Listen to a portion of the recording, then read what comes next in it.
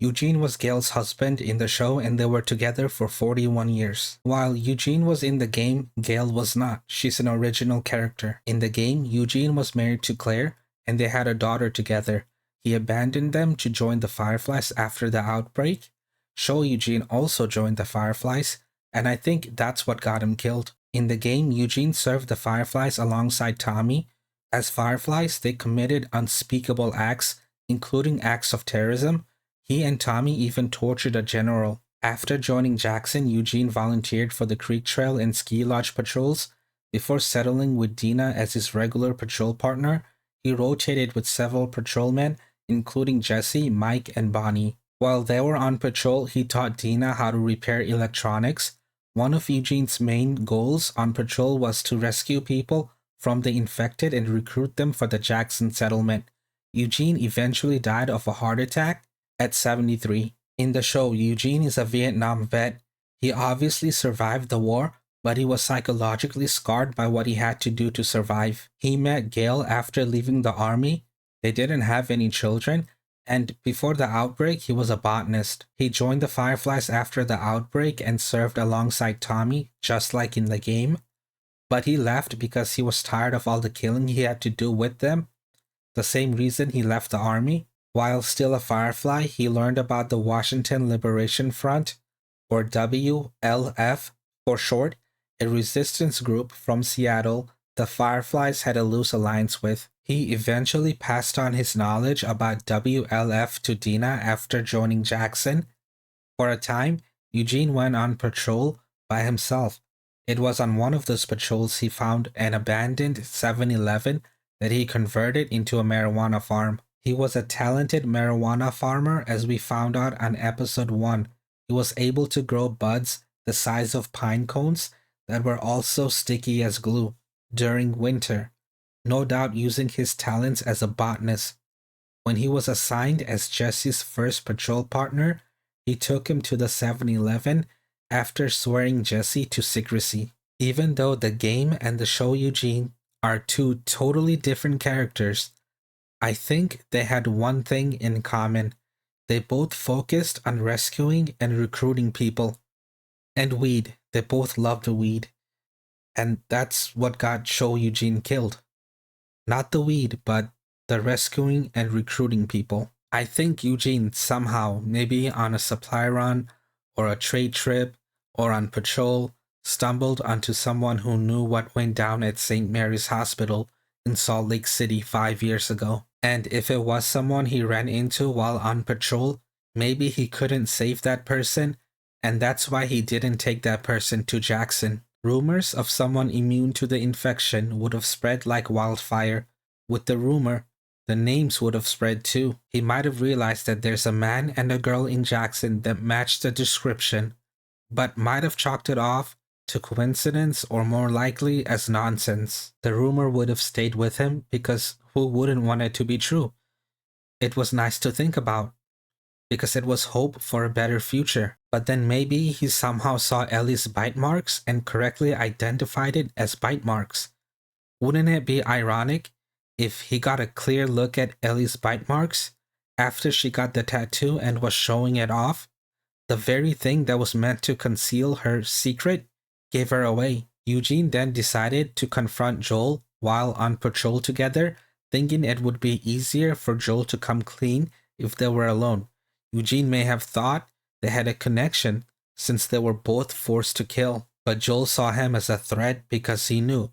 Remember, Joel killed Marlene because she knew Joel and Ellie's names and what they looked like. He killed her so she couldn't tell people about them or come look for them herself. I think that's why Joel killed Eugene. He knew too much, and the more people that knew, the less safe Ellie was, because they could tell other people.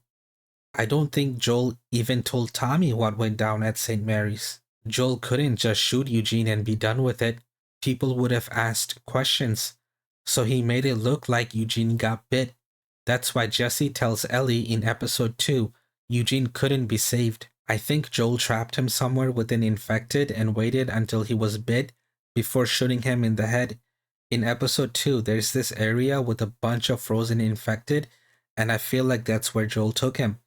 Of course, Eugene probably knows about the spot, but if Joel had him at gunpoint, then what choice did he have? I think Joel definitely shot him in the head, because I don't think Joel wanted to kill him, but in his mind, he had to, so he made sure Eugene didn't have to suffer more than he needed to. But he did suffer plenty.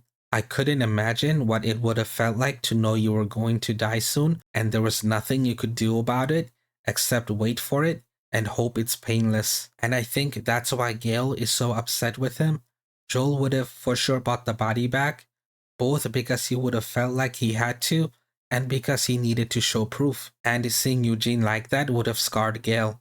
Seeing someone that you've loved for the majority of your life would have scarred anyone. A headshot would have also meant no open casket.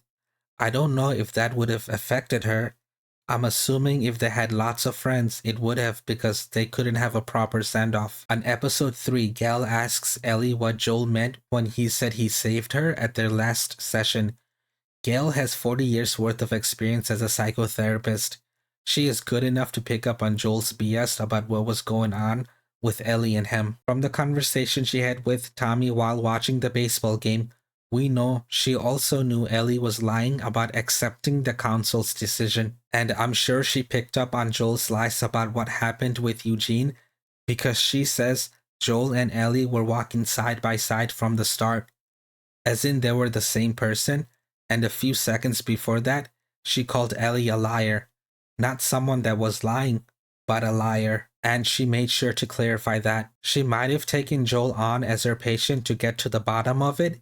Eugene may have also told her something fishy was up with Joel before he was murdered by him, but didn't tell her the nature of it because he didn't know if it was true and didn't want to burden her with it. As Gail tells Tommy at the beginning of the same conversation, she's also supposed to see a shrink herself to process it all, but she's the only shrink there. All the trouble the townsfolk brought to her and her own problems, it all fell on her shoulders. And I don't think Eugene would have wanted to add to that without being certain.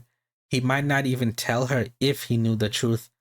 I'm sure he kept some secrets about his Firefly days from her, and what happened at Salt Lake City would just be one more. And it would be safer for everyone for her to not know. The less people knew, the smaller the chance it gets out, and the smaller the chance someone comes looking for revenge. However, I don't think Gail knows Eugene's death and Joel saving Ellie are connected. I think in this instance, Gail really is trying to help Ellie. You might be thinking, how could Joel even look at her after killing her husband in cold blood, much less see her for therapy? But I think that's exactly why he went to therapy. Joel isn't the type to share his feelings with just anyone. It took him till the end of season 1 to open up to Ellie. I think Joel went to therapy to look after Gail, to make sure she was okay. Joel did what he thought he had to do, but he would have felt guilty about it, because as Tommy tells Ellie on episode 3, losing people just broke him like it was his fault. And in this case, it was all his fault. But he chose to lose someone in order to save someone else. Someone that was his reason to keep living.